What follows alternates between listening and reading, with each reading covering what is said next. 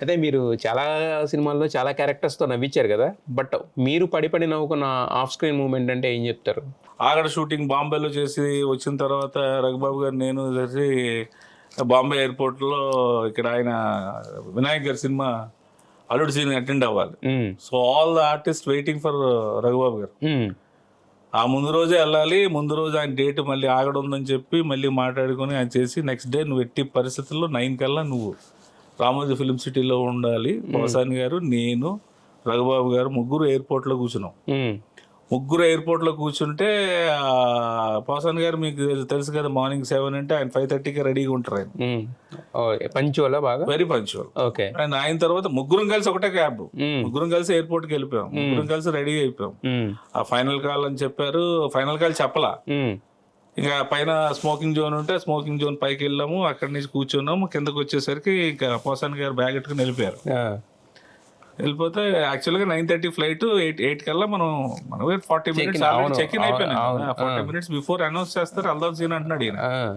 లేదండి నాకు షూటింగ్ ఏం లేదు, మీరైతే అక్కడ వెయిటింగ్. ప్రకాష్ రాజ్ గారు మొత్తం యూనిట్ వెయిటింగ్ మీకు. ఆ! పైగా ఏంటంటే ఆయన లేట్గా మీరు వచ్చేస్తారేమో అని భయం ఉంటుంది అక్కడ. బాంబేలో ఉన్నారు కదా, ఆ! హైదరాబాద్లో అంటే ఫోన్ చేసి అరగంట ఎంత లేట్ అవుతారు హ్మ్. అంటే ఆల్రెడీ ఇమిగ్రేషన్ మన అయిపోయింది, ఇంకేంటి వెళ్ళిపోవడమే కదా, ఫ్లైట్ ఎక్కడమే కదా అన్నారు. ఆ! ఎక్కడమే కదంటే పోసాని గారు ఆయన యాజ్ యూజువల్ ముందు వెళ్ళిపోయారు. రఘు నువ్వు వస్తున్నావంటే మేము వస్తామండి అని చెప్పి పదసీన్ అని పైకి వెళ్ళి ఆ! ఆయన వెళ్ళిపోయిన తర్వాత ఆయన ఫోన్ చేస్తున్నాడు. ఆ! ఈయన ఈ చేదస్తం ఎక్కువైపోయింది, కట్ చేసాడా? కట్ చేసాడు. ఆయన లోపలికి వెళ్ళి ఫోన్ చేస్తున్నాడు. ఆయన చేదస్తం ఎక్కువైపోయింది, మనం వెళ్ళవా, ఎయిర్పోర్ట్ నుంచి కూర్చోవా, ఫ్లైట్ ఎక్కవా అని చెప్పి ఈయన అంటున్నాడు. కాదన్నా ఎత్తండి అన్న, ఏదైందో ఎందుకు దేనికి వేరే దానికి ఏం చేస్తున్నారేమో అంటే ఫ్లైట్లో మాట్లాడదాం అని చెప్పి పెట్టాడు. పెట్టేసి కరెక్ట్గా ఒక 30 మినిట్స్ బిఫోర్ అక్కడికి వెళ్ళాము. ఇంకా బోర్డింగ్ పాస్ ఇస్తే ద ఫ్లైట్ క్లోజ్డ్ సార్. ఎందుకు క్లోజ్ అన్నారు, ఆ! అనౌన్స్ చేయాలి కదా. ఇప్పుడు ఆయనకు వచ్చి ఆయన ఇంగ్లీష్, మరి ఇక అప్పుడు అసలు ఆక్స్ఫర్డ్ యూనివర్సిటీ వచ్చి ఇంగ్లీష్ వచ్చింది ఆయనకి. అంటున్నారు. No sir we already announced sir అంటే మాకు అనౌన్స్మెంట్ ఇవ్వాలి కదా అన్నాడు. Sir this is it is silent airport sir, there is no announcement. ఇప్పుడు ఎయిర్పోర్ట్ మ్యూట్ ఎయిర్పోర్ట్ అయిపోయింది, హ్మ్. మేము అనౌన్స్మెంట్ ఇవ్వట్లేదు అన్నారు. హ్మ్. ఇక అప్పుడు ఆయన టెన్షన్ స్టార్ట్. సరే నేను రిక్వెస్ట్ చేసుకున్నాను, అలాగే నా సార్ని పంపించండి, అట్లీస్ట్ నేను ఉండిపోతాను, అది ఇది. No sir it's closed, it is international flight. అది ఇంటర్నేషనల్ ఫ్లైట్, హ్మ్. అది ఎక్కడో కనెక్టెడ్ ఫ్లైట్. హ్మ్.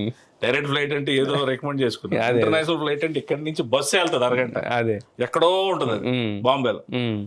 ఇక చూడు అక్కడ అంటే అప్పుడు మళ్ళీ ఈయన పోసాన్ గారు ఫోన్ చేసి నాకు ఫ్లైట్లో అనౌన్స్ చేస్తున్నారు, 2 బ్యాగులు ఎక్స్ట్రా ఉన్నాయి, మీ 2 బ్యాగులు తీసి బయట పడేశారు వాళ్ళు అని చెప్తుంటే అప్పుడు ఇంక టెన్షన్ స్టార్ట్.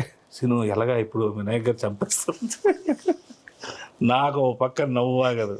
కాదన్నా ఇందాక కిందకి వెళ్దామంటే ఏదో 10 సార్లు 20 సార్లు బాంబే ఎయిర్పోర్ట్లో తిరిగిన వాళ్ళు ఏం పర్లేదన్నారు.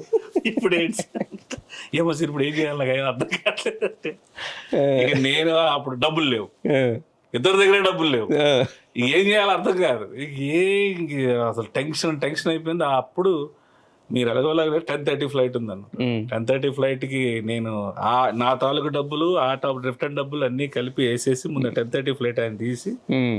నేను 3:30 ఫ్లైట్కి ఈవినింగ్ అదే ఎయిర్పోర్ట్లో కూర్చొని వచ్చా. ఓకే. ఆయన ఎక్స్ప్రెషన్స్కి అయితే చచ్చిపోయాను నేను ఆ రోజు టెన్షన్. ఆ బోర్డింగ్ పాస్, ఆ ముందు బోర్డింగ్ పాస్ తీసి పడేయండి, నెక్స్ట్ 10:30 ఫ్లైట్ వద్దు, ఇది నేను వినాయక్ గారు చూపించాలి, అది అలాగే ఉంచాలి.